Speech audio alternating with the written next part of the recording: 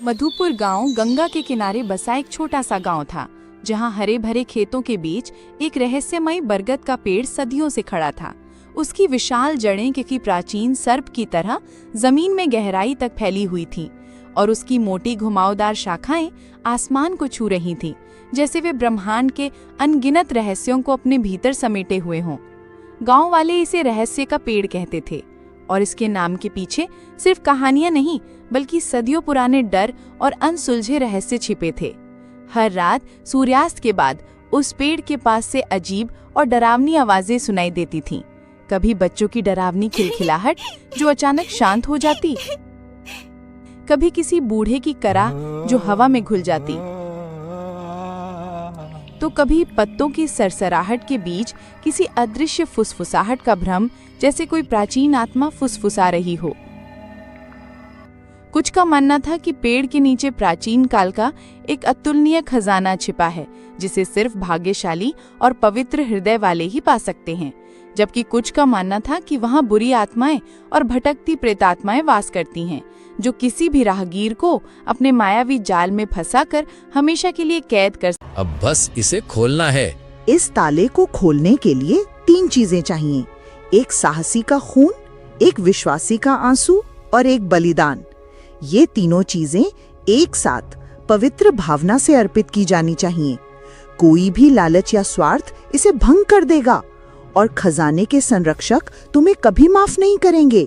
रामू ने साहस दिखाते हुए अपना हाथ काटा और खून की कुछ बूंदें ताले पर डाली। ताला हल्का सा चमक उठा और उस पर बने प्रतीक तेजी से जलने लगे, जैसे वे आग पकड़ रहे हों। शेखर ने अपनी माँ की याद में आंसू बहाए और ताले पर डाले। आंसू गिरते ही ताले से एक धीमी रहस्यमयी गूंज सुनाई दी, जैसे पेड़ खुद बोल रहा हो या कोई अदृश्य शक्ति जगा हो। लेकिन बलिदान का मतलब क्या था? कलावती ने अभी तक कोई संकेत नहीं दिया था।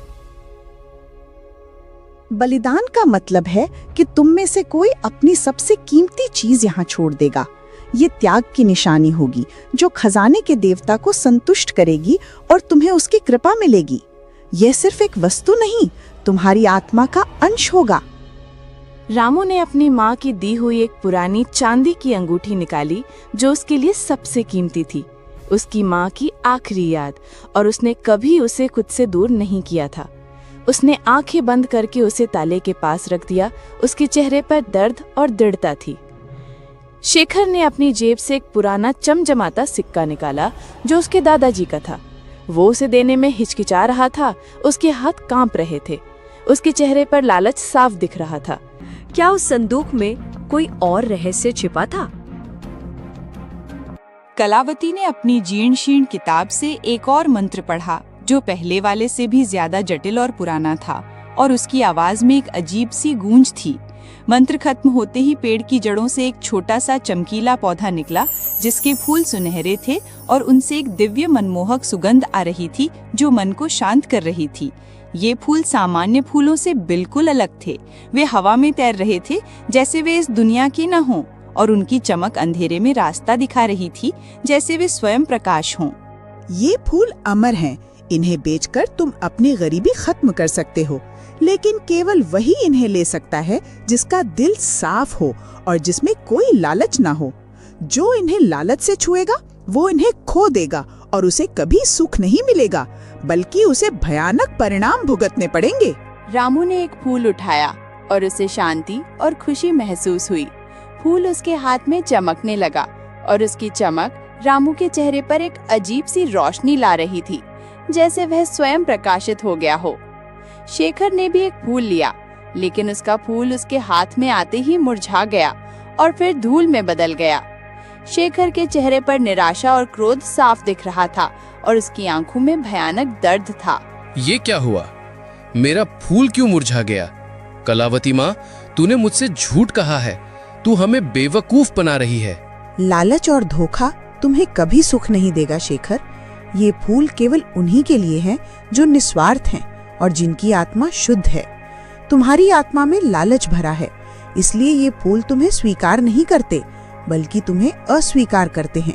कलावती माँ, तुम्हें ये सब कैसे पता? और तुमने बलिदान क्यों नहीं दिया? तुम कौन हो? क्या तुम इस पेड़ की रखवाली करती हो? बेवकूफ बना रही है और वह अकेला ही सारे फूल हड़पना चाहती है। उसने रामू से कहा, रामू, ये कलावती माँ हमें बेवकूफ बना रही है। सारा खजाना वो खुद लेना चाहती है। ये सब उसका नाटक है। हमें यहाँ से भागना चाहिए। शेखर ने कलावती पर हमला करने की कोशिश की। उसकी आंखों में गुस्सा और लालच साफ दिख रहा था। वो तलवार की तरह कलावती की ओर लपका, लेकिन तभी पेड़ की शाखाएं तेजी से हिलने लगी और एक अजीब सी डरावनी आवाज गूंजी, जैसे पेड़ खुद बोल रहा हो या किसी अदृश्य शक्ति ने आवाज दी हो जो शेखर को चेतावनी दे रही थी। शेखर डर के मारे पीछे हट गया।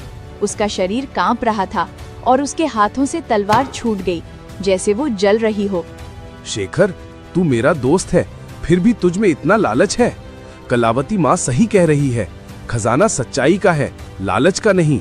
तूने मेरी दोस्ती का भी अपमान किया है और अब इस पवित्र स्थान को भी अपवित्र कर रहा है। शेखर ने अपनी गलती मानी, लेकिन उसकी आंखों में लालच अभी भी था, एक ऐसी भूख जो मिटने का नाम नहीं ले रही थी, जैसे वो उसके खून में समा गई हो। उसने चुपके से एक और सुनहरा फूल तोड़ने की कोशिश की, इस बार और तेजी से। उसने सोचा कि कोई उसे देख नहीं रहा। उसने फूल तोड़ लिया और भागने की कोशिश की, लेकिन जैसे ही वो गांव की ओर भागा, फूल उसके हाथ में जलने लगा और फिर राख में बदल गया। एक अजीब सी ऊर्जा ने उसे पीछे धकेला और वो जमीन पर गिर पड़ा। उसके शरीर में भयानक दर्द होने लगा और उसे लगा कि उसकी आत्मा जल रही है। शेखर ने रामू और कलावती को धोखा देने की कोशिश की, लेकिन उसका लालच उसे ले डूबा।